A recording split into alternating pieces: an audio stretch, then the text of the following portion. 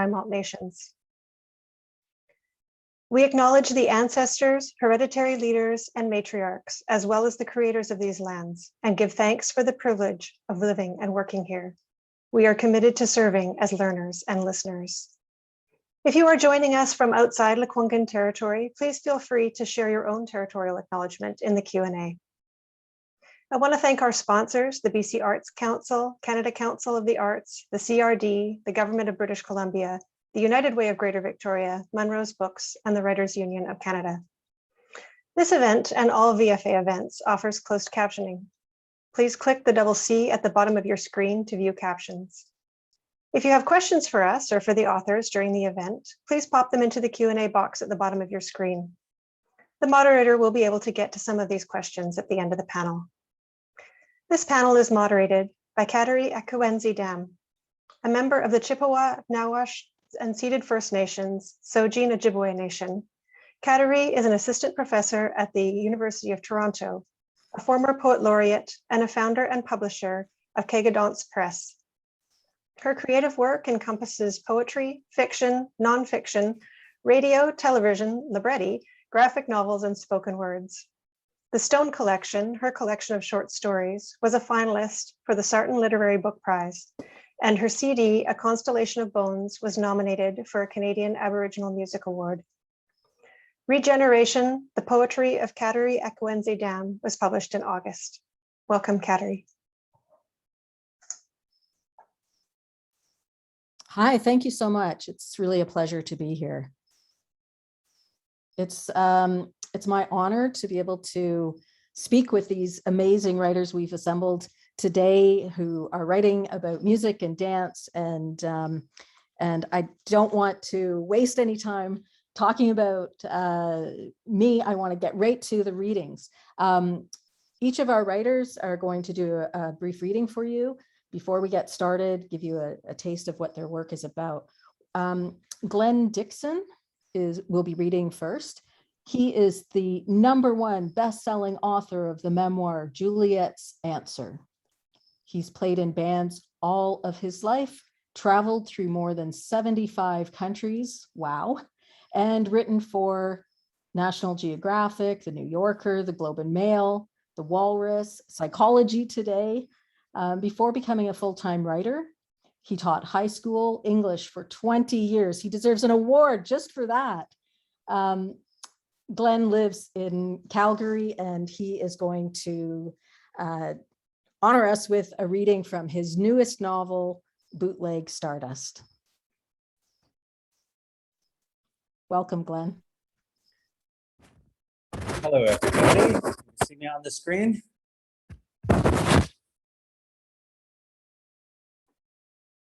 Okay, I'm going to read the opening from Bootleg Stardust. It's a story of a band in 1974. Because it's the opening, I don't know if I need to give you any introductions to the various characters or whatever. So I will just begin. Our keyboard player quit, but we turned up for the gig anyway. Didn't matter. At most, the Salty Dog pub had about 5 people in it, and that included the bartender, who felt sorry for us and brought us a pitcher of Molson beer. He said he liked the way we played Space Oddity. Not many bands covered David Bowie, he said, so it was pretty good to even try.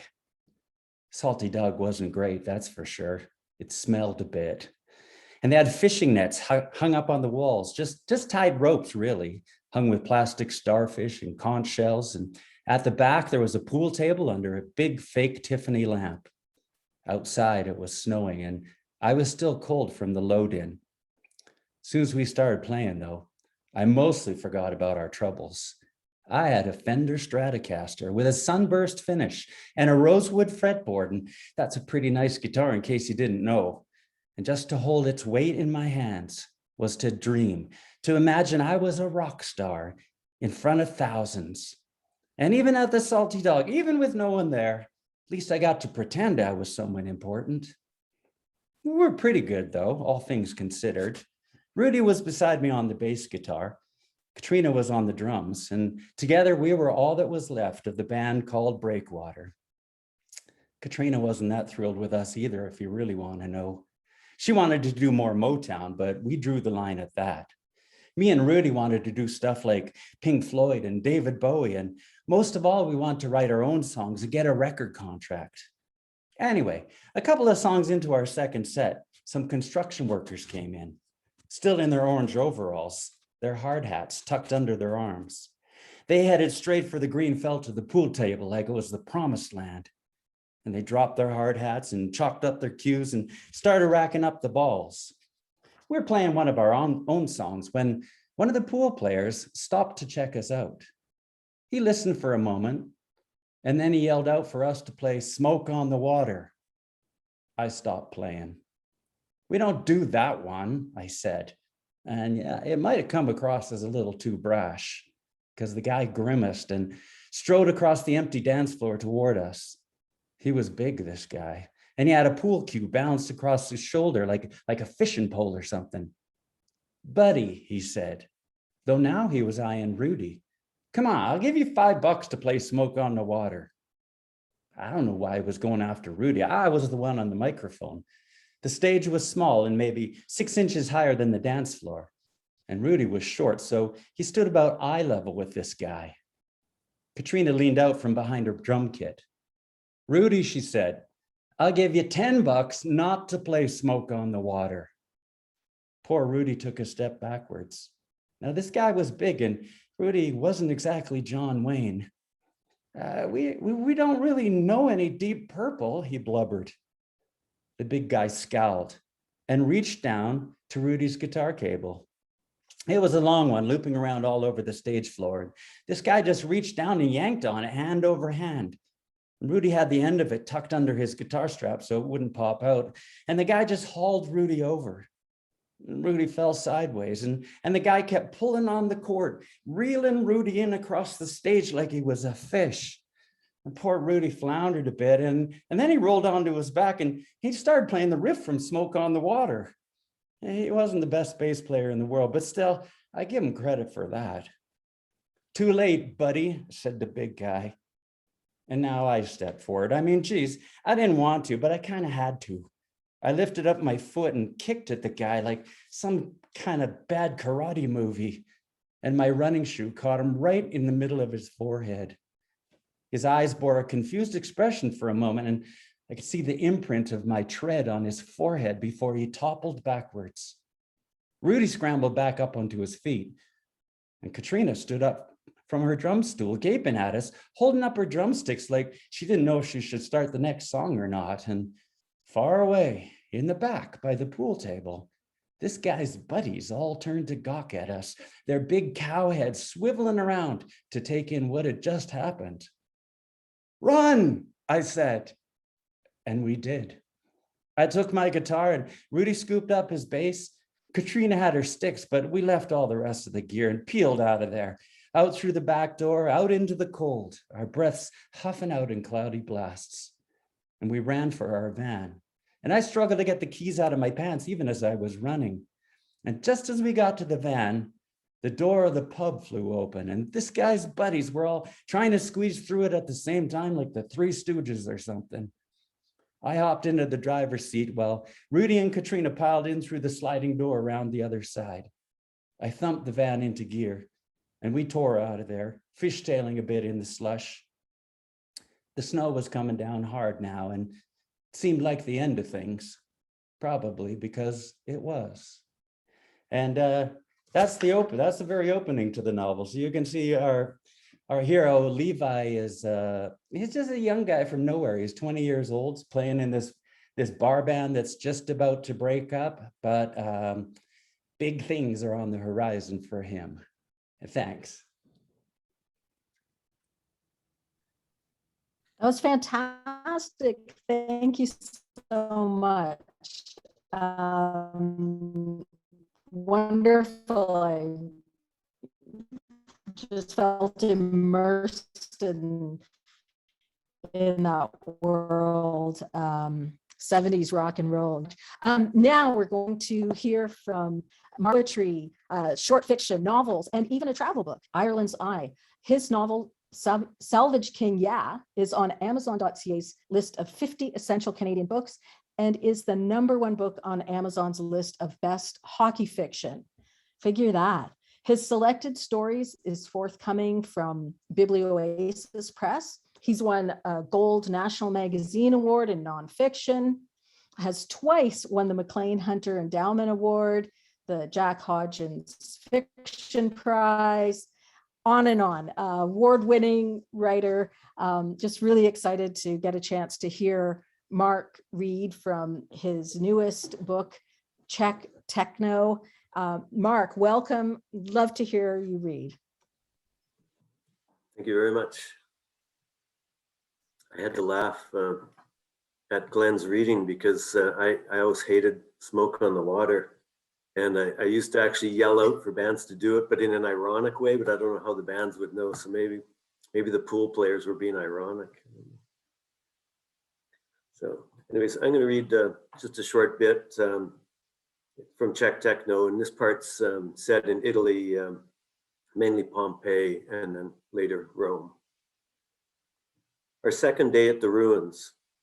In this heat, a Jack Russell gallops after pigeons in the broken stones of Pompeii's Grand Palace. How does the panting dog find water in this heat and dust? Ray Ray says again that he's leaving the band. We'd be in trouble without a singer, but Ray Ray threatens us every day. Naples at night, I can still conjure the scent of crazy Vespas and garbage and brilliantine pickpockets. At dawn, we pull ourselves from a mattress for another woozy train to sun-bright ruins, to climb a 13th century alley of cobbles and dodge speeding scooters in a lane narrower than a closet, and wolf down pizza that is almost liquid and the best pasta ever. What devilish alchemy makes their food so delicious? The train station where I last saw the Texan woman makes me feel like a loser. Her promise to meet me, her name somehow in all these stirring names, Pompeii, Herculaneum, Sorrento, Amalfi, Positano, Napoli, and soon we'll be back in the bosom of peach-colored Rome. We climb on the last train and move down the aisle. I take a seat on the right, Ray Ray takes a seat on the left side of the aisle. Ray Ray tells me I'm the second son of a second wife, so my status in Nigeria is lower than my oldest brother. Ray Ray takes my wrist and says, I bet you €5 that no one will sit by me. I've gotten to know Ray Ray on the road. He chases Croatian chambermaids, is a bit of a con man, but really he's a cream puff. At a party, he worried I hadn't eaten and deftly cooked me seafood and rice on a tiny skillet. But Ray Ray is so tall and so dark. The Italians fear him. So will you take my bet? Ray Ray asked me. €5. Why not? I think someone will sit by him. What does he mean? The train from Napoli to Rome fills up and seats around us fill up. The feeling of pure will as the train hums and shunts from the station. And I lose my €5 bet to a new form of Jim Crow. Every seat occupied except for 3 blue seats around Ray Ray. Avenues in Rome seem so familiar, so pleasing after Napoli's volcanic dust and volcanic drugs and mountains of stinking trash, and that sharp knife in Napoli steering its way through the air of a kitchen party. Like athletes, we fled from his knife. Napoli is compelling, spookier than Rome. Rome now seems a kind of home, a comforting feeling since I've lost my way, lost my home back home. In Rome, I check email spam. Hello, beloved. I am Mrs. Stella Ethan, a Christian. God has directed me to pick you for an inheritance. Everything is available. Oh, I love that last phrase. It's slate truth. Well, Mrs. Stella Ethan, I'll tell you. I wish to drive a Hupmobile, a Nash Metropolitan, a whisper slide ride past the riding stables, to park at my home by the well-behaved seaside. Hi, honey. And Mrs. Stella Ethan, please note that Moorish window across the street, a modest but beautiful place. My desire is for you to buy me that whitewashed building. I'll turn it into an Art Deco cinema and a blind pig, an illegal bar with rounds on the house when the Pope drops by. And our band will open for Amy Winehouse, alive and smiling on that tiny stage in the corner. In this lovely foundling world, all thirsty dogs shall have water. Machines will pour out euros, and Mr. Jim Crow be gone forever. All of us happy in the blue seats. Bad tattoos removed, our teeth restored, riding into heaven beside peasants and messiahs. Mrs. Stella Ethan, the Christian calls from my spam folder. Have confidence, accept my proposal in good faith, Stella says. Everything is available, she says. And why would we doubt her heartwarming words? Thank you very much. Thank you so much. That was wonderful. Thanks to both of you for those amazing readings. We're going to jump right into some questions now. While we wait for to see if Dawn is able to connect with us. Mark and Glenn, your books talk about or mention various musicians and pop culture figures like River Phoenix, Johnny Cash, David Bowie, Steppenwolf, the Stones. You're talking about specific songs and places that are so important in music and celebrity history. Jim Morrison's grave. You're taking us to the Viper Room. All these actual venues and recording studios and places that would be recognizable to some extent by fans. So I'm just curious to hear from each of you. What was it about those particular places? What drew you to bring them into these stories? You know, of all the places you could choose, all the musicians you could mention, what was sort of inspiring you to select the people and the places that you did? Shall I go first, Mark? I guess I could say that, first of all, that Bootleg Stardust, I mean, that title alone is a little nod to David Bowie and you know, Ziggy Stardust and the Spiders from Mars. And I had an older brother, and my older brother would come home with vinyl albums of this era that was slightly before my time, the early 70s, where we had Led Zeppelin and Pink Floyd and you know, it was the tail end of the Beatles and this stuff just blew my little mind. So this is my fourth book, but I always knew that I wanted to set a story in that particular time period and talk about you know, that's kind of the music I grew up in, and it's still the music that's nearest and dearest to my heart. Nice. And Mark?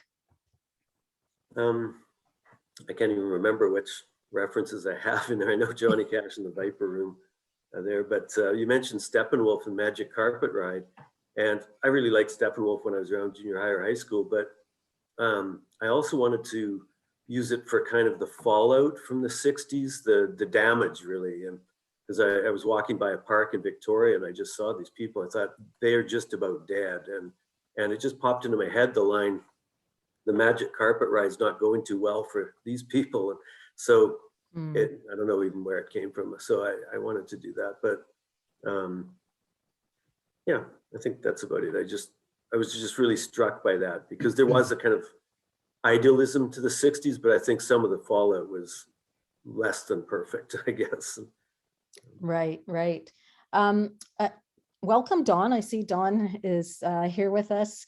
Thanks for joining us, Dawn. I've just been talking with Glenn and Mark a little bit, but we started out with readings from them, and I'm hoping that you'll be able to do a reading from your book. Is that possible?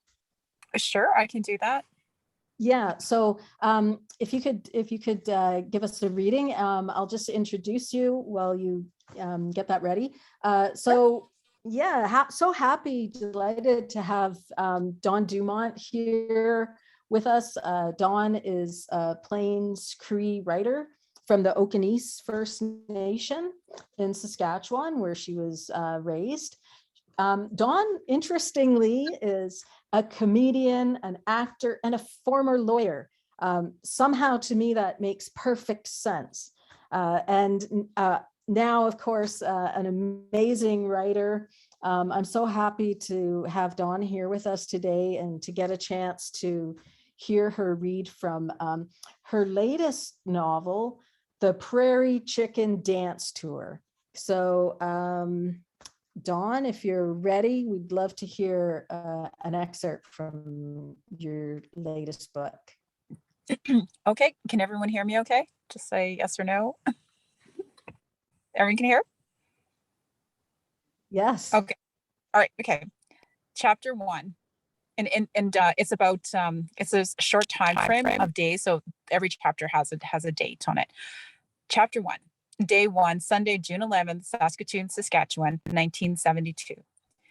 It was John Greyeyes' first time flying, and he wasn't exactly nervous, more curious than anything at this airport with so many people coming and going, shooting him curious looks as they passed, all monias, not a single brown, black, red, or yellow shade to draw the eye, which meant that he stood out like a donkey at a horse track with his long braids snaking out from underneath his cowboy hat down the sides of his chambray shirt. John hadn't put too much thought into his attire.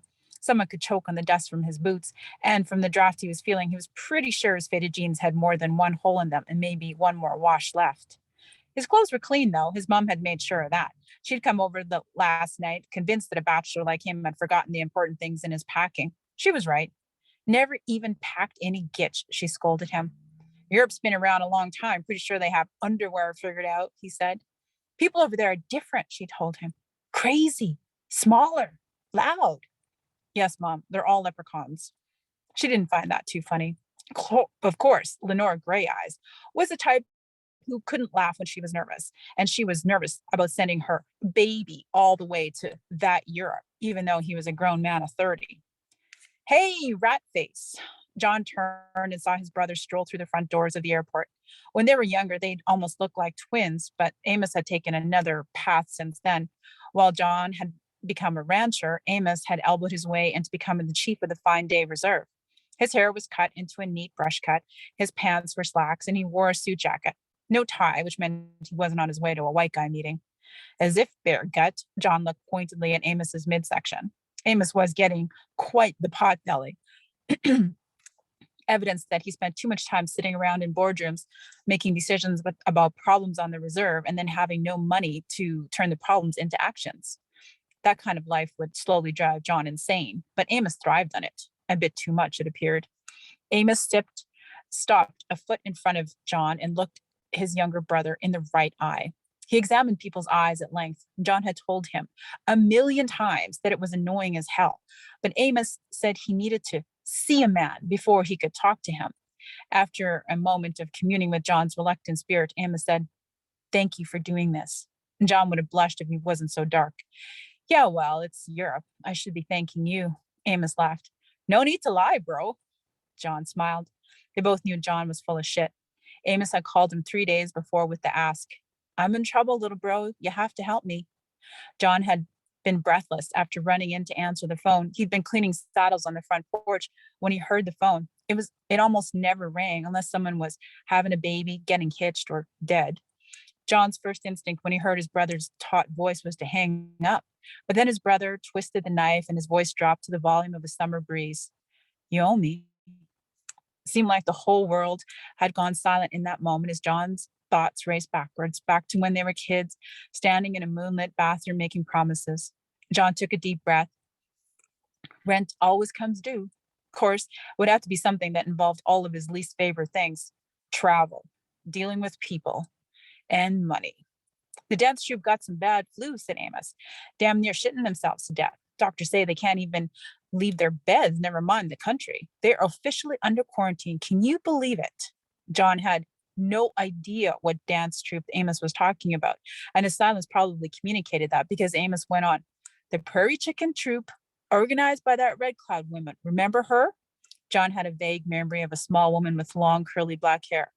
"Kind of." "She lives across the road from you. Jesus, do you ever pull your head out of your ass?" This was a constant bone of contention between the brothers. Amos thought his brother acted too stuck up, and John thought he should mind his own business. "Look, I'm going to hang up. Sorry, you lead a very full and exciting life all by yourself." Amos's voice was picking up speed. "Anyways, her troupe was supposed to go to a bunch of festivals in Europe, starting off with that Swedish festival for all these Indian people from all over the world, a goodwill tour kind of thing. Then they were supposed to head to Germany. Apparently, the Nazis love Indians." "They're not Nazis anymore, Amos. That was more than 25 years ago." Amos grunted. "Always be Nazis to me." Their dad had gone over to Germany to fight and was buried over there in a field. John had been 10, but Amos had been 14 and had never forgotten. "Glad you're not in charge of foreign relations, Amos." Listen to me. I don't have anyone else, or I would have went to anyone else. You can drum, you can dance, play any damn instrument, and I trust you. I haven't danced in over 10 years. John had stopped after his late cookum Yellow Belly had been laid on the ground. She'd been the reason he started dancing, and when she passed, he didn't feel like doing it without her. And by that time, he was needed at the ranch. Don't give me that, Amos said. Dancing is like riding a bike. When was the last time riding a horse? When was the last time you rode a horse? Who cares? I hate the damn things. John clucked his tongue. Why not chuck it all? A pause.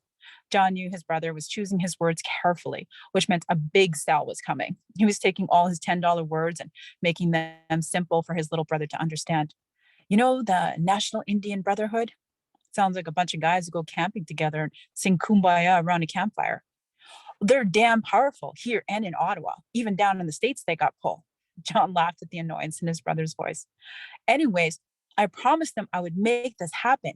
I was put in charge, and you know that I have aspirations beyond this reserve. Aspirations coming out of your ass.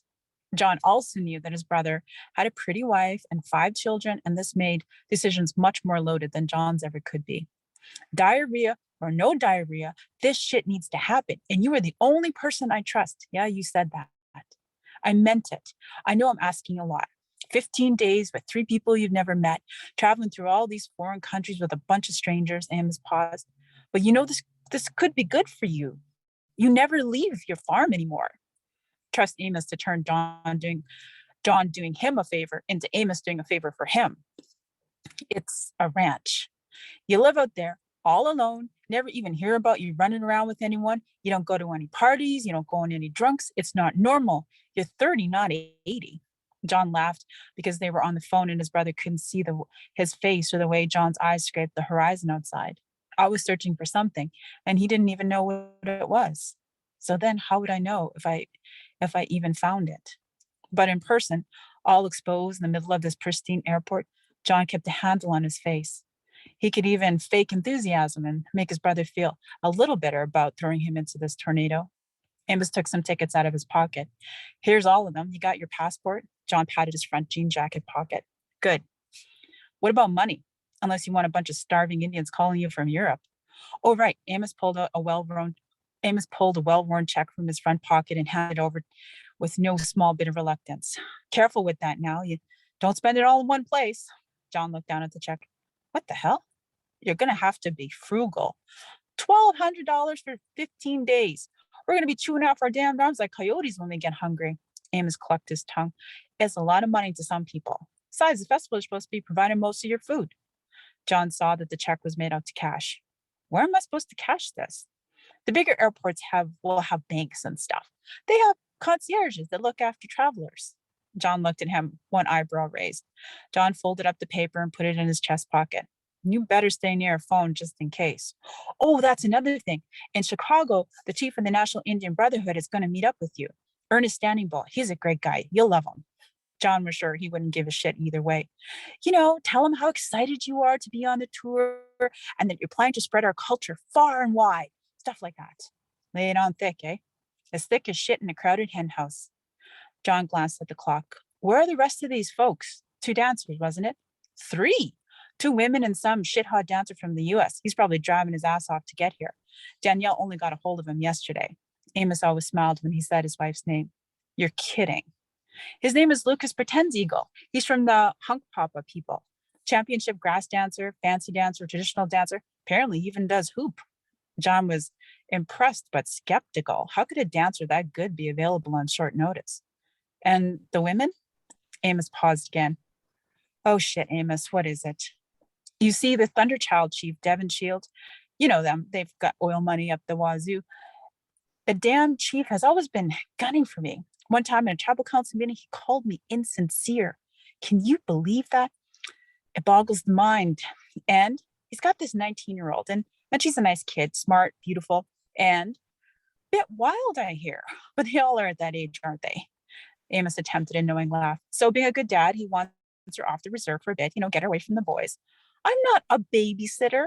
You practically shoved her down my throat. What the hell do I know about teenage girls? Calm down. She's got a chaperone. Her elderly aunt or something. she'll watch the kid. Amos looked around for eavesdroppers, but it would be really, really good if the kid came home without a little papoose in her baby carrier. Am I going over time? That's great. That's wonderful. Thank you so much. That's a great place to stop. Thanks so much for reading that, Dawn. We've just started talking, really. We heard excerpts from everybody's work so far, and Glenn and Mark and I were just starting to talk a little bit about the music and the musicians and the places that populate their books and ground them in certain eras and moods, I guess you could say, using music in that way. Your novel is a little bit different because it's not really about music per se. It's more about dance, powwow dance specifically.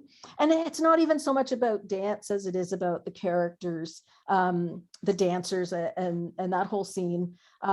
Even though I guess you could say that powwow dancers are the rock stars of the res.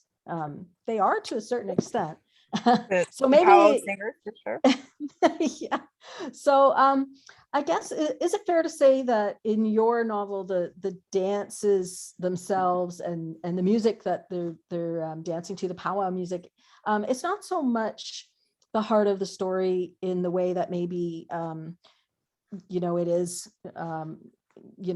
built into the stories by Mark and Glenn, but that they illuminate something about the characters and their communities, as well as how they're perceived and defined by others. It lets you into that world. Would that be a fair thing to say? I definitely couldn't have said it better myself. That was amazing. I totally agree. I think that when the dancers dance, it connects them to their spirits and then at the same time to their culture. So for some of the characters, like for instance, the Lucas Pretends Eagle character is very different. It's when he can completely be himself. And so that's why his dancing is so spirited and so beautiful. And it draws so many people's attention. And then the other two ladies are just learning how to dance. So it helps them to reconnect to that part of our culture that was lost through residential school. And just by, learning these dances, it helps them to become prouder. And in the case of Edna, become more of who she needs to be. Right. And there's an element of how people are kind of drawn to that or attracted to the kind of that colorful aspect of powwow dance. And yet that attention is not always a positive thing, is it? No, definitely not. I think in the case of Lucas, it's definitely, he uses it for attention and for money. It's basically what she then, uses for other bad reasons. So. Right. But which Lucas? Yeah. Exactly. Which Lucas? Which Lucas? Okay. Well, thank you so much, Dawn. Thanks for that amazing reading. I just wanted to switch over and say, Mark, again, all of these books, they're really so different in many ways. And what struck me about Czech Techno is it's a collection of short stories built around music and travel. One reviewer said that music is the engine of these stories. But I'm wondering what you think about the description of your book as a short story mixtape. I like that. I hadn't thought of it that way, but I like it. It's a funny coincidence because I moved recently and I dug out a bunch of old cassettes that I'd made decades ago, and I've just got an old little cassette player, and I've been having a lot of fun actually listening to these old, and it's a real mix, like it really is. So I kind of like that idea, but it's pretty low tech, so maybe that also fits me. I'm kind of a proud Luddite. I'm not too high tech. Well, there's something so nostalgic too about mixtapes. In many ways, the stories are exploring issues around love and relationships. And for those of us who remember making mixtapes, I'm going to date myself, and you don't have to join in if you don't want to. But there was that element of people making mixtapes for each other. you know, trying to send messages through the selection of songs. And I just wondered, you know, in that regard, you know, that it also seems fitting. There's that whole sort of thing of mixtapes. Just, I thought it was an apt description. I think cassettes have actually become trendy again. I don't understand why, because it was terrible technology, but I was selling some vinyl and some cassettes and CDs because I was moving and downsizing, and I got more money for the cassettes than for CDs. Like, it was really puzzling to me, but there seems to be a revival, and you go to stores, there's shelves of used CDs and used cassettes, and so I kind of like it. And I wasn't complaining about getting it, but it is odd. But I don't know. I know my son, he got into a typewriter and an SLR camera, and maybe it's a kind of a throwback like that, and maybe a, you know, rebellion against more newer technology. Right. Thank you. Yeah, I really liked that description as well. Glenn, something that I'm just really fascinated by and excited about with your book is that when I got to the end, then I saw that all of the songs created that are talked about in the novel by the band, that's kind of the main characters, or maybe the band itself is a character of the novel, that all those songs are real, that you've actually created them and recorded some of them in the Rolling Stones mobile studio, which you mentioned actually plays a big role in the novel. And it just sounds so amazing. So I do have a few questions about that. And I did already ask if you were sitting in the Stones mobile studio. I was really hoping you were going to say yes, and there was some big misadventure around how you got to be there. But how did that come about? How'd you do that? And I'm curious, like, did you write the songs first and then, you know, this idea for the novel came around that? Or did you write the novel and then kind of the songs sprang out of that whole immersion into, you know, that whole 70s rock scene? Well, I'll tell you, I am basically a failed rock star. So when I was way back in my 20s, like a lot of young Canadian kids, I moved to Toronto and I tried to make it as a rock star, and I failed miserably. And now all these years later, I started writing this book about, you know, being in a band. And it just so happened that about the same time I joined a band, and all kind of older guys like me, but you know, these guys had gone through divorces and having kids and come out the other side and wanted to play in a rock band again. So we got together and kind of had a look around the room, and holy smokes, these other guys are really, really good musicians. And I told them I was writing this book, and I don't know whose idea it was, but the band in the book is called Downtown Exit. Completely fictitious band. They never existed. And we started talking about, well, why don't we like write some of the songs for this? Because I mentioned some songs in the book. They're just song titles. And then really an amazing sequence of events started to happen. I didn't plan any of this, but let me explain for people that don't know about the Rolling Stones mobile. It's a truck. It's this beaten up old truck. Looks like a moving van. It was built by the Rolling Stones in 1970. They used it for Exile on Main Street and Sticky Fingers, and then Led Zeppelin recorded on it. As a matter of fact, Smoke on the Water that we're joking about was recorded on the Rolling Stones mobile. So this beat up old truck, somehow it wound up in Calgary. It's in the National Music Center in Calgary, which is this spectacular building. And they built a whole room around it. And this was about the time I started this book. And they kind of rewired it because it's been in mothballs for 25 years.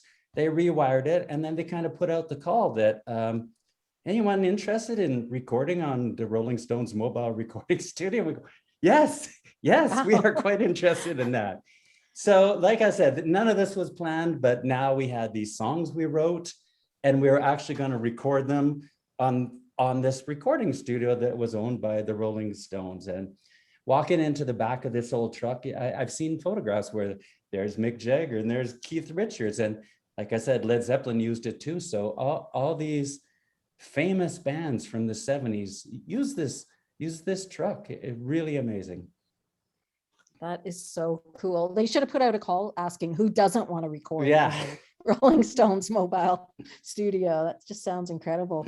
Where can we hear those songs that you actually recorded? You know, we put up all these songs they're on Spotify, they're on YouTube, they're on Apple Music. If you go looking for Downtown Exit, the fictitious band, you're going to find all these songs. In fact, we have our first after COVID, I can't even say that yet, but we haven't played together for a year and a half, and we have a gig coming up in 3 weeks, our first live show in a year and a half. And we'll be playing some of those songs for the first time. Cool. So second edition is going to come out with a cassette tape. Yeah, that'd recordings be of the song? great. Well, you know, we've been talking about the audiobook, and having some of the songs at the end of the audiobook would be cool. Nice. Mark, I'm curious about what inspired you. So Glenn is, an aspiring, or has been an aspiring musician. He can relate to some of the experiences that his characters go through. I'm just wondering what inspired you to include music in such a substantial way in this book, and how that kind of fits in with your over of work. Yeah, I'm not sure how to answer that. I mean, to me, music's been an influence all my life. And I think I've said this before, that I think bands, like Joy Division or Hank Williams, are as much an influence on me as writers. To me, it's just something that's there. And I think when I was younger, I was always interested in lyrics. If I'd buy a new album, I'm coming home on the trolley in Edmonton, I'd be reading the songs, reading the lyrics. And I think one of the guys from Steely Dan said that they really tried to suggest a lot in their lyrics, like the fragments. You mentioned mixtapes, so I'm saying, fragments. And they wanted to suggest whole worlds with just fragments. And I think my writing is like that. I tend to work in fragments. I tend to build and build. I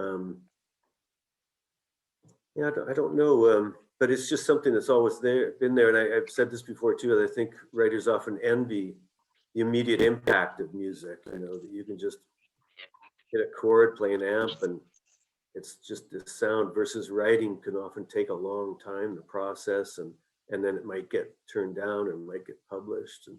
And I don't know. I don't feel like I'm giving you a very good answer, but I did also want to mention in Czech Techno, there's a line that I get a kick out of. It's that when I was younger, I didn't know why the Beatles broke up. I found this really puzzling. Why did they break up? And then I was in a band for about 5 minutes, and I thought, how did they last as long as they did?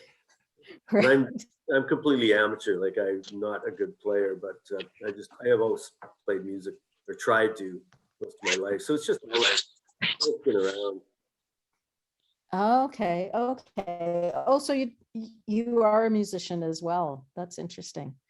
I mean, I guess some of those categories, they really break down. I'm interested in spoken word poetry, and once you start looking at poetry and sound poetry, and all of those categories start to break down. And then Bob Dylan wins like a Nobel Prize for literature, whatever it was that he won, and you just kind of start questioning all of those kinds of divisions that we make.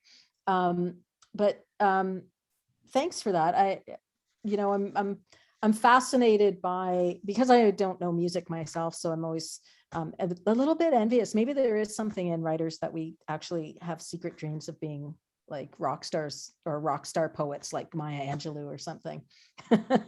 I'm not sure. Maybe it's just me. I don't know. We all want to, I think so many of us, we're supposed to pursue that dream of NHL or rock star, right? It's like built into the landscape here in some respects. So Dawn, I'm curious about the inspiration for your novel, because I understand that it's in part inspired by an actual Indigenous dance troupe who went on a tour in Europe. I don't know how much does that, what happened with that dance troupe align with this? How much did it inspire? And did you do, research about the times? Where does the fiction and the reality and the inspiration kind of intersect for you? Wow, it's a big inspiration.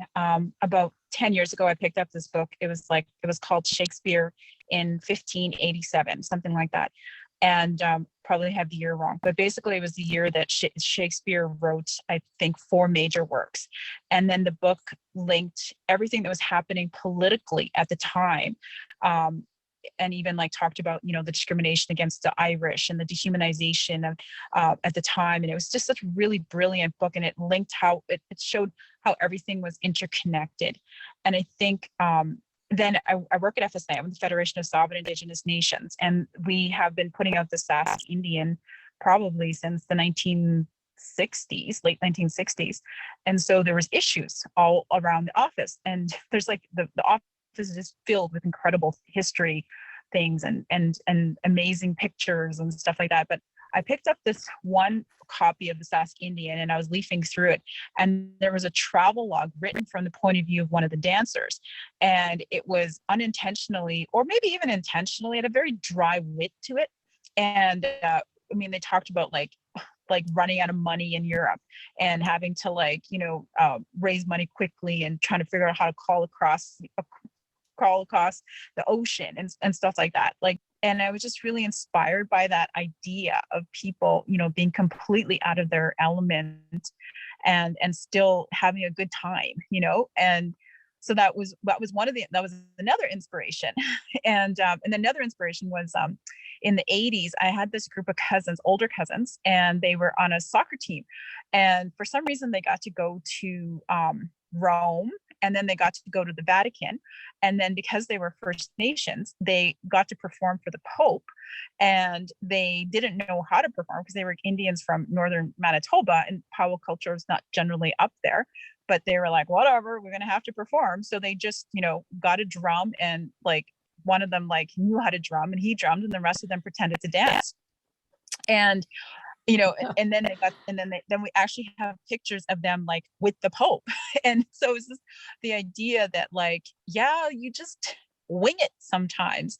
And so then I just sort of threw all those things together. But then I also knew from doing research that the 1970s was a really tremendous time for Indigenous people from all over the world, throwing off those colonial chains and coming together and learning from one another's experience. And I think for most First Nations people, there's just always this moment of awakening when you're like, oh my God, it wasn't just us. It was a whole world, and it was money, and it was people, taking our land and dispossessing other human beings and pretending that they weren't human beings, and put all those together, and that was the inspiration. It's interesting because your book and Glenn's kind of follow these misadventures, and all these wild and bizarre things happen in both of them. Mark, I think you and I have to write some books so we can do things like record in the Rolling Stones studio and go on tours in Europe, and I'm starting to feel like I'm being left out of this rock and roll dream that's happening, or powwow dance dream that both Glenn and Dawn have tapped into.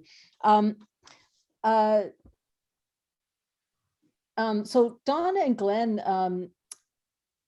I'm just wondering, there is that intersection of fiction and reality in both of yours, and there's these, like I said, these crazy misadventures. And I'm wondering, I guess this question is a bit for you, Glenn. You kind of hinted at it, but is there a certain element of living vicariously through the novel and kind of taking these through the characters experiencing all the craziness, of that lifestyle?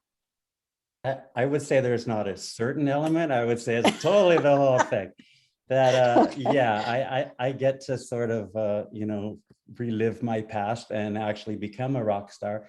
I'll say that for our hero in the book, Levi, it does not go well. And for a lot of, they were just kids, right? And they were signing contracts that they had no idea about. So, a part of this novel is towards the end, he's, without giving spoilers, he realizes he's been shafted and he needs to get the rights back to his own songs. I also want, there's such an intersection of fiction and nonfiction here, because right before COVID shut down the world, at the very tail end of 2019, I had maybe the first draft done, and I wanted to go over to Europe to kind of check a few things, like, the streets of Paris. Did I have that right? I've been to Paris before, but I want to get it right. And one of my big stories that to me is bigger than the Rolling Stones mobile is Abbey Road Studios. So in the book, the character goes for an audition at the famous Abbey Road Studios, which of course is where the Beatles recorded everything. And I phoned them up and said, can I come over and have a look? And they said, yes, in fact, if you've got some songs you need to work on. So we took 5 of our songs to Abbey Road Studios and had them mixed and mastered there. And for me, I'm the biggest Beatles fan on earth. And walking up those steps in through the front doors of Abbey Road, it was like, I don't know, houses of the holy. It was just a magical experience. And then I got to go to all these places in Europe to, check my details. And I spent some time in Paris and on the little island of Naxos, which is in Greece. And just a fantastic experience. Wow, that sounds incredible. I've just been dreaming the wrong dreams, I think. I don't know. I'm gonna, it's probably too late though. Mark, I've been thinking about your short story collection. There was a reviewer who said that music is the engine that drives your stories in this collection. But there's so much more that it's doing. And there's one scene in particular that that kind of stays with me. It's two of the characters, well, one of the characters is stung by a bee, and rather than try to get help, she goes to see her partner. Can you talk a little bit about that scene? I just find it so moving and so touching. And I think it's one of those, I'm sure I'm not the only one, that it's one of those scenes that just stays with you. What was the inspiration for that one? I'm glad you mentioned that. I was going to read that piece, and then I decided that the Italian piece was kind of easier to read, but it was going to end with that bee sting. I guess there's a number of reasons why.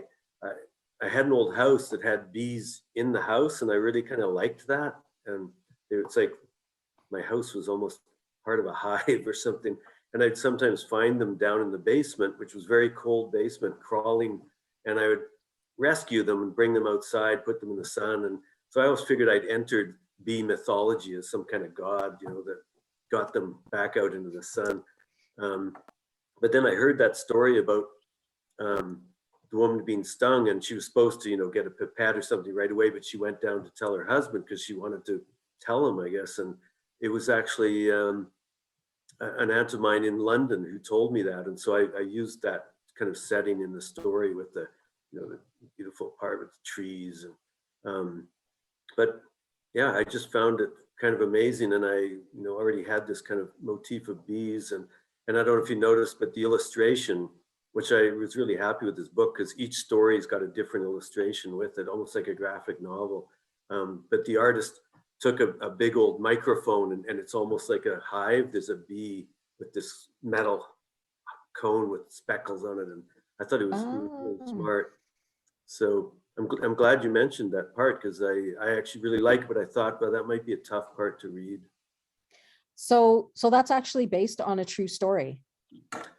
Yeah, it's probably, as usual, like I mentioned, fragments is probably different parts that I'm putting in. And then sometimes I forget, I think, did that happen or did I make that up? And it's one of the hazards, I think, of writing. And you're asking about, music being the engine, and I do hope that there's way more stuff in there. I think Melville said, Moby Dick's about a whale, but there's other stuff in it. And so I hope if I'm writing about hockey or anything that it's a mix, that sometimes you just need a little hook or an angle to work with, and then you can feed in a lot more stuff. Did music do you feel like music did give structure to the collection? I don't know if I even think very much in terms of structure. In music, I do, because my writing's often compared to jazz and improvisation. And the funny thing is that I'm actually really tired of jazz. I find soloing indulgent. Like, I think with music, we had to go through a phase, like, because it used to be a song would be kind of bubblegum, and the guitarist would do a solo that mimicked, it was just, raindrops falling on my head, and then the guitar would go ding, ding, ding, ding, ding, ding. And I think we had to get into that solo where you just abandoned that melody, and so Clapton would go for an hour playing solo. But I went to concerts when I was younger, 20-minute drum solos, and I don't want to go just hear a drummer. I want to hear the whole band. So I feel there's something with me that likes pattern and repetition. And when the Ramones came along and had no solos after an era of really indulgent long solos in rock music, I just thought it was genius. I thought the Ramones were genius for just boiling it down to these ingredients. So I don't even know where I was going with. Oh yeah, well, I guess just in terms of structure, I don't think I thought I was against structure, and then I found, I think I kind of like some structure. So there's some of both, I guess. Great, thank you so much for that. Dawn, I was thinking about the novel, and it really actually, like Mark's book, it's hilarious, and it's about this dance troupe, and they're just the things that happen to them and the situations they get themselves into. But there's a really serious side to it as well. And it's inspired, like all three of your works are inspired by actual events and so on. But there's a side that's it seems to me is looking at issues of identity. There's a character who has his identity stolen, and so I wonder, as a comedian, like how you use comedy and humor to talk about these issues that I know you're so interested in. Yeah, I think the humor just comes through the characters. So whatever the character, you just sort of like exaggerate those characteristics in order to, for the laughs. I don't think it's ever intentional to write something that's funny or serious. It just sort of comes out that way. Because I used to think that I was just a funny writer. And then I wrote Glass Beats, which has almost very little humor in it. But I think mostly I'm just driven by what the story is, and then the characters that come with it. I'm sure it'd be no surprise to any of the writers listening or on this panel that, you can't start a story until you just have that right combination of characters. And then they just sort of drive it after that. Right. What do you think about that comment, Glenn? Oh yeah, you kind of, every writer will know that is you can try and force your plot on them, but if you've got good characters, oftentimes they're going to say, nope, I'm going to do it this way. And that's the sign of good writing. And I agree with Dawn about, you can't deliberately write funny. It just kind of happens. Like your story about those guys dancing for the Pope, to me, that's completely hilarious.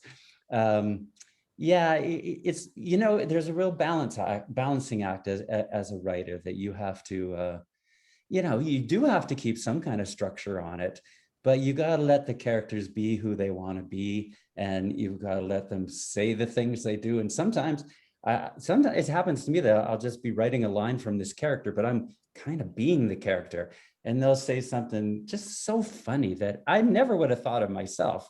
And it sounds funny because I'm the writer, but writers will know what I'm talking about. It. There's parts in my book that I go back and read it now. I think, oh my God, that's pretty funny. I didn't intend it that way. It just sort of happened. Does that happen for you, Mark, where your characters sometimes just go off on a direction that you weren't expecting? Oh yeah, very much. I think I used to resist that more, and I'd get frustrated, and then now I'm willing to go along for the ride. And I don't think of it as some mystical thing like someone else supplying me. I think our brain just works a lot of times when we're not even thinking about it. And also, I mentioned before, fragments. If I write down one word or one sentence, it leads to another and to another and to another, and I don't know where that's going to go. Some writers, I think, know exactly where they're going, but I'm not at all like that. I tend to just build a little bit by bit, and sometimes at 2 a.m, I'll write something that's way different than I would have written in the afternoon, and I kind of get a kick out of that. I like the fact that there's almost different consciousness, and even in different places I'll go, and just for a change, I'll go write in a different room or go to the bar and write or something. I just find it helps somehow. It just, I get stuff done that I wouldn't have done if I was just, 9 to 5 in an office working at it. And I'm not very dedicated. Like, I'm pretty lazy, but I get lots of stuff done. I just think, it should be enjoyable too. It shouldn't be a slog. I aspire to be like you, where I can be lazy and yet achieve everything. It's very Zen or something, isn't it? To do nothing and achieve everything. That's fantastic. Yeah, I thought it was interesting as well that Glenn and Dawn, you both landed, your books both landed in the 70s. What is it that's so fascinating? And to a certain extent, some of your stories as well, I think, kind of give the nod to that 70s era of music and so on, Mark. But what do you think it is right now about the 70s that just feels so appealing to us? Dawn, do you want to go first? I didn't choose the 70s. That's when the tour took place. And so I just researched around the 70s. I didn't know anything about the music, the clothes. I didn't know how many hijackings there were. I was shocked. I was like, the 70s sound pretty nuts when you actually look at it. The clothes were amazing though. I mean, my God, people could wear high waists and so sexy. So I really, and long hair, and it was a gorgeous time. And then I love the idea that all these social movements were kind of growing, especially the Indigenous social movement. I'm attracted to it in any specific way until I found that tour. And whenever I write a book, I never think about like, oh, hey, maybe this is not really your genre. I'm just like, this sounds interesting. Let's just do it. When you remove the goal of success, you're cutting out quite a bit now, Dawn. Or selling books.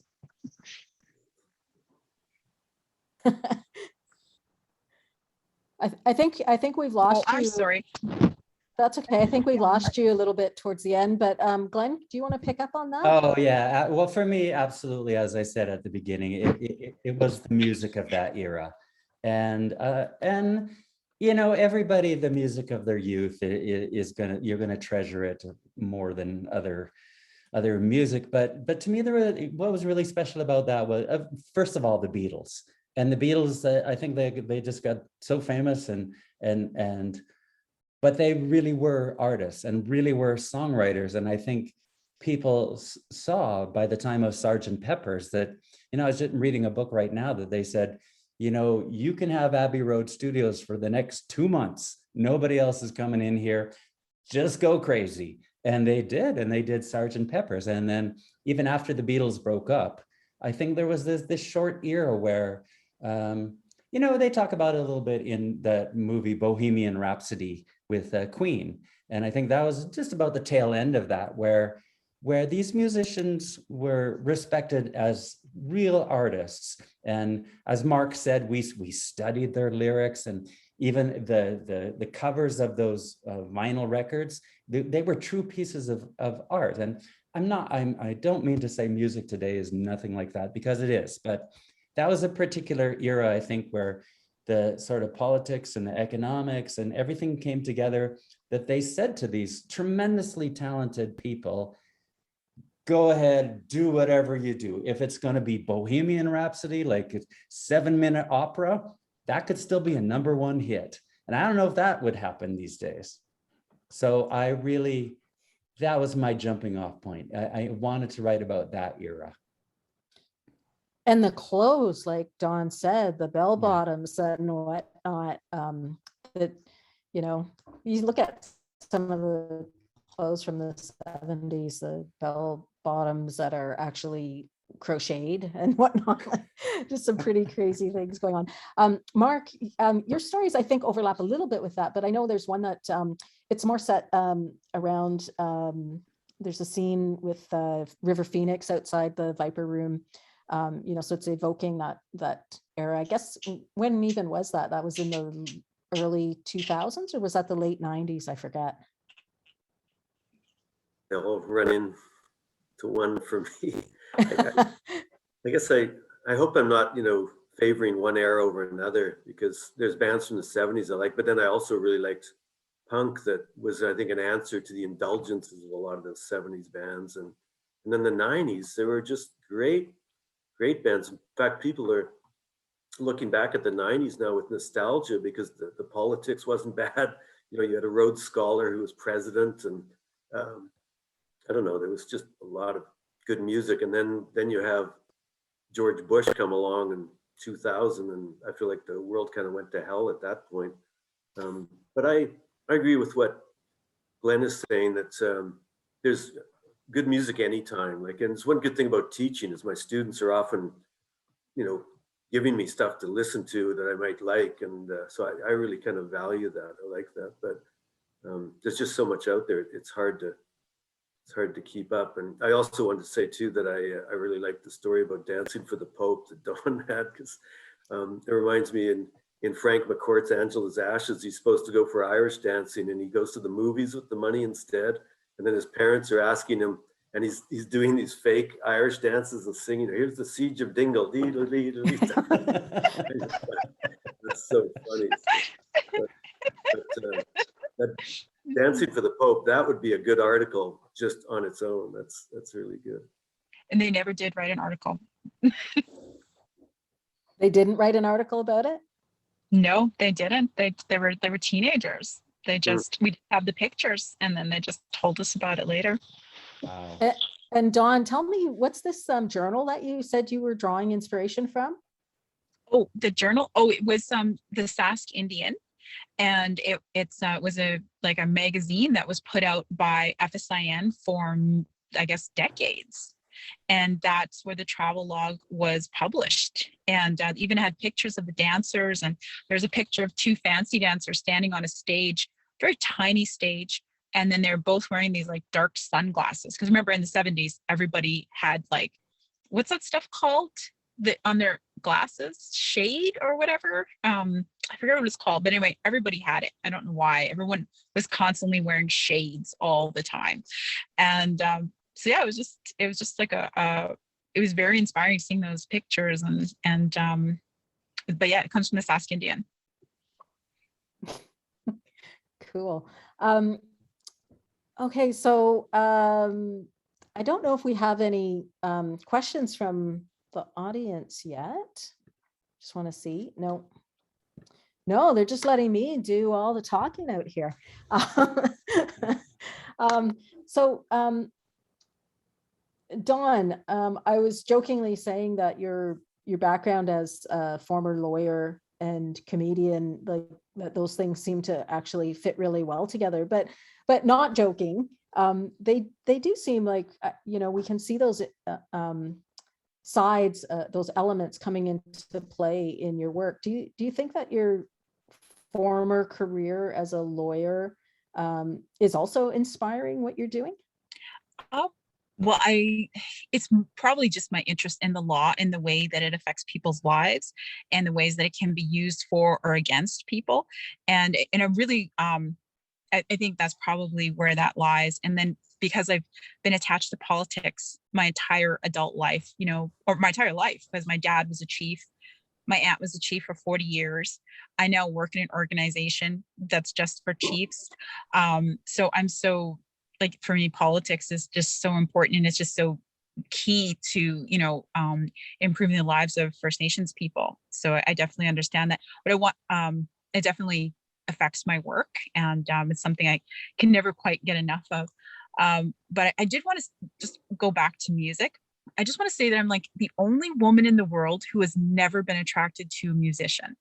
I find them not sexy. Like if I see a Glenn's guitar, heart is breaking right now. but I just want to say that there are women like me who exist. Like if I see a guitar, I'm more turned off than if you didn't have a guitar. There's just something like, I don't know what the association is, but it's the biggest turnoff.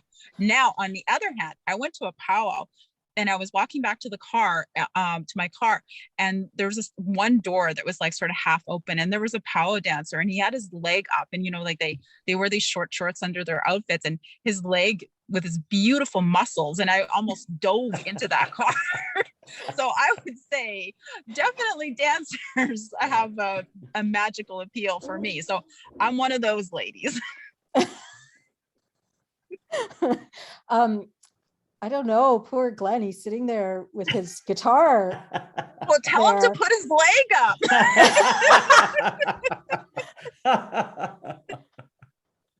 Oh, you guys.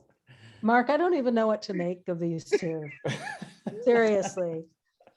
But there is an element, I guess, of that whole bad boy kind of thing that's happening in both of your novels, where the attraction, even though you're saying you're not really attracted to that, it comes into play in your novel, Dawn, where kind of that dancer rock star type image is happening, and guys are playing up to that, and women are falling for that, and that's happening in your book as well.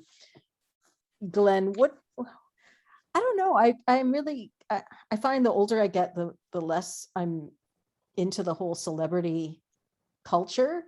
So is this like this whole celebrity and following bands and all of that? Is that a youth thing, or do we all still secretly long for that, rock star, or do we just dream about the ones who were famous at the time when we were young? I don't know.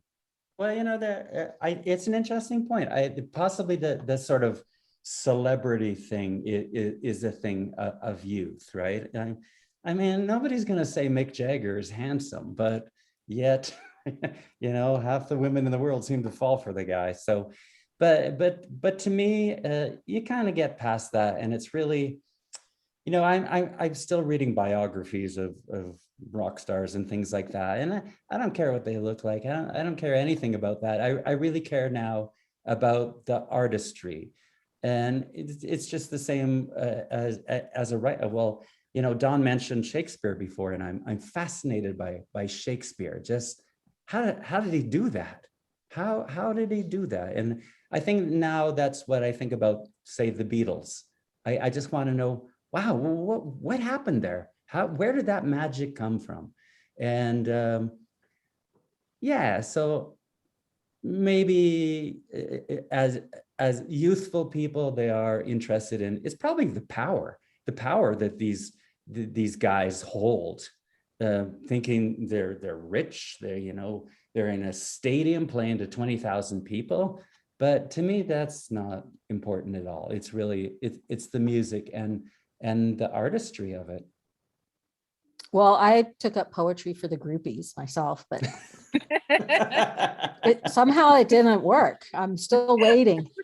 So, if you're interested in poets, call me. No, I'm joking.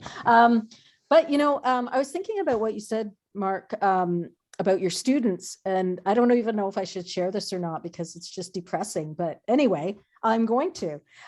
So I'm teaching creative writing is part of what I do. I teach creative writing, Indigenous literatures and oral traditions. And I had this creative writing course and was working with a couple of TAs. And I eventually heard that one of the TAs had told one of the students that he couldn't set a story in the 1960s because then it would be considered historical fiction. And I died a little bit in that moment.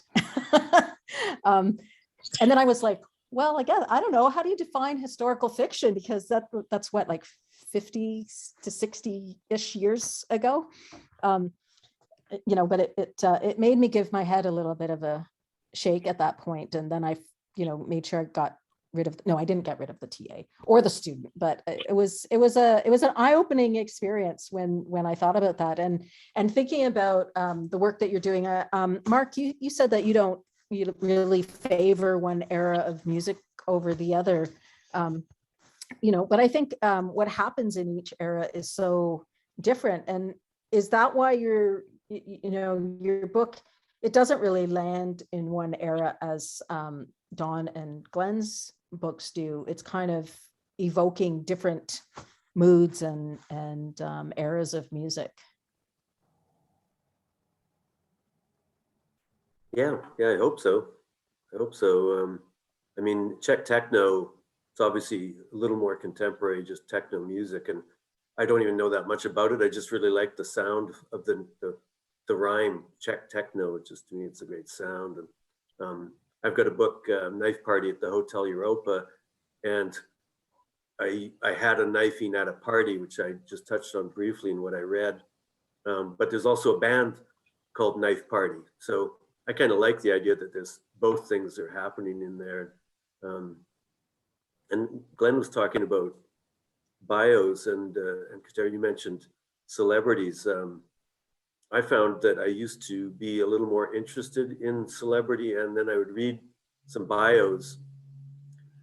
I don't want to pick names, but let's say famous musicians. And then I was just thinking, I wish I hadn't read this. I wish I didn't know these people. So now I'm the opposite. Now I'm like, I don't want to get to know them. And I also really believe in separating art from the artist, that you can enjoy music or writing by someone, even if they're not a perfect person. And, but yeah, I kind of went from thinking, oh, I'd like to meet that person, to then thinking, I don't want to ever meet that person. And I don't know if anyone else has run into that. Yeah, sometimes it's extremely disappointing. Is Czech techno actually, like, is that a thing? Yeah, it's a kind of music. Oh, really? Okay. I thought it was just, again, like you, I was like, oh, that sounds really cool. I love the sound of that. But I didn't think it was actually a genre of music. I'm going to have to look that up now. I'm curious. Dawn, let me ask you about your upcoming works. I know this is still pretty new. Are you like one of those writers who gets started on their next book right away? Well, during the pandemic, I wrote 2 books, and I haven't really gone back to them because I was so busy doing the editing for this book. So yeah, I'll probably go back and edit them at some point. I'm always that person who's just like, I finish something and I'm like, it's amazing. And then I send it to my agent, and then she's just like, okay, let's just go back to the book before that you're still editing. And then we'll talk about this later. So I have to go and remind her about those books. But yeah, probably I have 2 books. I have a sequel to Rose's Run that I'm working on. And then I also, the sequel, remember Rose's Run, in case you guys, I'm sure you've all read it, but Rose's Run, it was about zombies. And then the next one is about vampires, but they're Indian Affairs officials. So I know, right? My metaphors redundant, isn't it? I know, my metaphors are so hard to get. I mean, oh my God. And I'm just way up here with the higher thinking. So yeah, that's what I'm working on. Nice. And how about you, Glenn? What's happening next? I have some ideas for the next book. I'm a slow writer. Writing is really quite hard for me. I often write a couple of chapters and then throw them out later. I think a part of that is that we talked about before is I really have to find my characters. And then even with this book, Bootleg Stardust, I wrote 60 or 70 pages and then I threw it all out. But by the time I got there, I kind of knew my characters. And I guess I knew where I had gone wrong. And then I knew kind of how to start it. So right now I think I've got a really good idea. It's not vampires, but I still have to figure out how to get into it and to find these characters. Nice. And we actually do have a question. So Mark, I'm going to just ask this question, then I'll come back to see what you're working on now. It says, this is addressed to any of you or all of you. There's a timeless state of flow that emerges from musicians falling into a groove or in the interplay of dancers fully surrendering to the movements. Is there a way, or have you ever experienced the same thing in writing? Yes, I can answer that one first. So absolutely.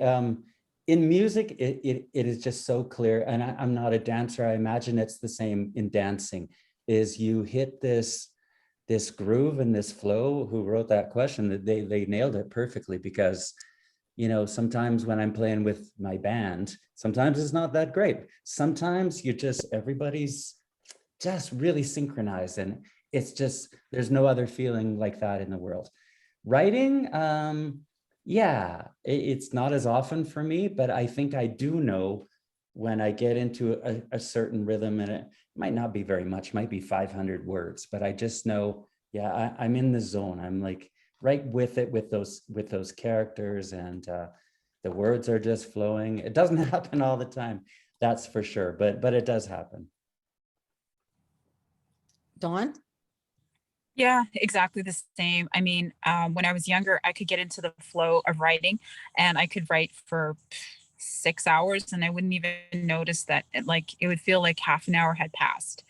Now that I'm older, and I have a child, it doesn't happen that way. I'd be lucky if I get half an hour of uninterrupted flowy writing. And I mean, that would be an amazing day. I would say mostly it would probably be like half of that, right? Would be a real flow. I know that key is always to write every day, because then it's easier to get into the flow. I usually find that you do like 2 bad days and then a third day, which is amazing. And then you got to rest, and then 2 days, and, and on and on. And you just keep, trying to hit that flow, which is, yeah, that's like when your characters are speaking and you don't even, like, it's almost like you're not even there. The process is just so seamless. As for dancing, I mean, I remember, I was a club kid back in the 90s. And yeah, it was quite amazing to be in dancing with 300 people, and everybody like totally loving the music and stuff like that. And I imagine everyone trying to pick everybody up. But yeah, it was quite a great experience. I'm really glad I got to be a part of that before COVID hit. Does it change your writing when when having young kids, you get interrupted all the time? Does it change the style of your writing when you don't have those long 6-hour periods to devote? Oh, absolutely. I feel like I don't do the book a great service, but at the same time, I feel like it just changes the nature of the work, and but in kind of a good way, because then you're not overthinking things and you're not being too precious, So and maybe that has probably even helped my writing.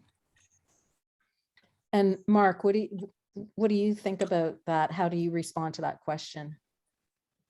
Well, I'm the worst dancer in the world, so I think I need to take ecstasy or something to get into the groove.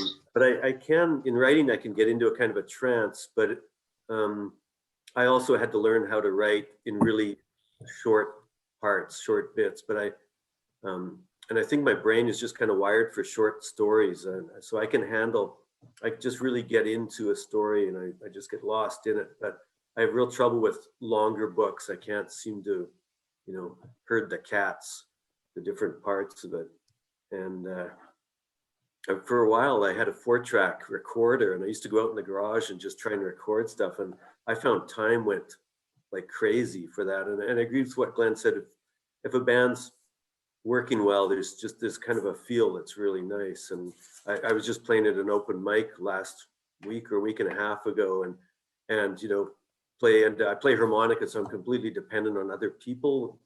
So I've got to play along with them, and then ended up with a guy on guitar and a guy on piano. And it was just, I was thinking, I'm giving up my day job. This sounds really good, but that's kind of rare, but definitely it's there, and it's, it's good, I guess. You say that, and yet you've written a couple of novels, and one of your novels is on the list of 50 essential Canadian books and the #1 book for best hockey fiction. So I think you're underselling yourself a little bit there, Mark. Tell us though, what are you working on now? It's not a novel. My collection of stories, Knife Party at the Hotel Europa, they're all in Italy, same characters. And I tried to make that a novel and it wasn't working. So I just wrote each section separately, like a short story. And some of the reviews said it was like a novel, which I was happy. And I guess Salvage King, the hockey novel, was a novel technically, but I had a subtitle that it was a herky-jerky picaresque, because I also wrote it in just little sections. If you look at the table of contents, it's about 37 different titles. And actually, I insisted that the publisher put in all the titles on the table of contents. But I'm working on travel pieces. I was in Venice, living in Venice in February 2020 when COVID hit. And so that was a really interesting experience. And I loved it because all the tourists, and I'm a tourist, but they all fled and had Venice to myself. So it was really nice, or with my partner. But it was a little scary. So I've written 2 or 3 pieces that have to do with that time and traveling. And I had some other pieces where I ended up in Shanghai, and my son's teaching in Korea. So I went to see him, but ended up writing 3 different pieces about Shanghai, even though I'm the worst person to go. It was July, hot, humid, crowded, and I don't like any of those things. And but I somehow just kept writing about it. And I wrote a piece about Mumbai, and I was at a festival in Mumbai, and there were Arctic throat singers from Canada. And I thought it was amazing that I go to India and meet these throat singers from the Arctic. And I feel guilty. I've never been up in the Arctic, and I'm going to India, but not up to the Arctic. So maybe someday. But anyways, yeah, I'm doing a collection of travel pieces, and it'll be out, I think, in about a year, fall 2022 with Goose Lane. So with the pandemic and not being able to travel, has that affected your writing, how you write, your process, things you're thinking or writing about? Well, I'm sure it does. I mean, luckily in the Maritimes, we had a bit of a bubble. So I got to Nova Scotia a bunch of times, and around New Brunswick, St. Andrews, St. John. It's not the same, but it also gave me time to write about the trips I had right up until that point. Yeah, so yeah, I don't know. I mean, I had no idea this would go on this long. I guess everyone feels that. When it hit in Venice, I thought, oh, well, this might be like a month or 2, and then it'll all be back to normal. But I feel like it hasn't stopped me writing. I guess it has affected, and I'm even trying in the travel pieces to link things more so that the pre-COVID pieces somehow get connected a bit to the post-COVID pieces. But that may be artificial even, just to feel like there's a little more structure, unity to it. Is it affecting your work, Glenn or Dawn? I would things say you're thinking about and the kinds of things you're writing about, or not so much? I maybe got a little bit lucky that I went to Europe in the fall of 2019, so a few months before things shut down, and partially because I wanted to be accurate, I filmed a lot of things. So I filmed inside Abbey Road Studios, for example, And then, so I've got, 100 hours of footage of various things. So I kind of used my time. We were still doing the edits during the first, the first year of COVID. We were still doing edits, and there was a lot of edits, but I was also able to work with this film, so I had a lot of time, and we edited a lot of like small little things for social media. So, or working on the Rolling Stones mobile, we made a 3-minute film about that's up on YouTube. So I guess I used my time wisely, and that's what I worked on. Dawn, did you want to add anything? I think with the pandemic, I'm an introvert, so the pandemic was very freeing in the sense that you never felt the expectation that you had to do anything. So then it just freed you up to just, as an introvert, just be yourself and read a lot and watch a lot of things and ruminate. And yeah, I think it probably was the best way for me to really get into some books that I hadn't had time to do before. So yeah, I mean, in that sense, I think it was very good. I mean, there's a melancholy, there's a fear. It's like climate change, but much more immediate. And for me, it takes a long time to process things. So as we're heading into the second year, I probably really won't see, I probably won't be able to process the pandemic probably till like the end of the year, if even that. So it does take a long time for me to, to get it into my work. I would love to thank all of you. What a great conversation. It's been really a pleasure to speak with you and get a chance to ask you questions and pick your brains about things. So Chimigwech, thanks so much. It's been a real pleasure. Oh, thank you, Kateri. You're amazing. Thank you so much to everyone at home for joining this panel, and thank you especially to our moderator and authors, Kateri Dem, Glenn Dixon, Dawn Dumont, and Mark Anthony Jarman. If you're interested in purchasing any of the books featured today, please support festival sponsor and VFA bookseller Monroe's Books. You can find the books featured during the festival in store or online at monroebooks.com. There are still more events to attend for the festival, so please visit our website, victoriafestivalofauthors.ca, to view our festival program. This year, all festival events are available to watch online. Our website also features Q&As with all the authors participating in VFA 2021 and a place for you to sign up to our newsletter. You can also support the festival by following us on Facebook and Twitter and encouraging your friends to attend one of our upcoming events. You can also make a tax-deductible donation to Victoria Festival of Authors through the website or on VFA's page at Canada Helps. Your donations help to keep VFA an engaging, accessible, and sustainable festival.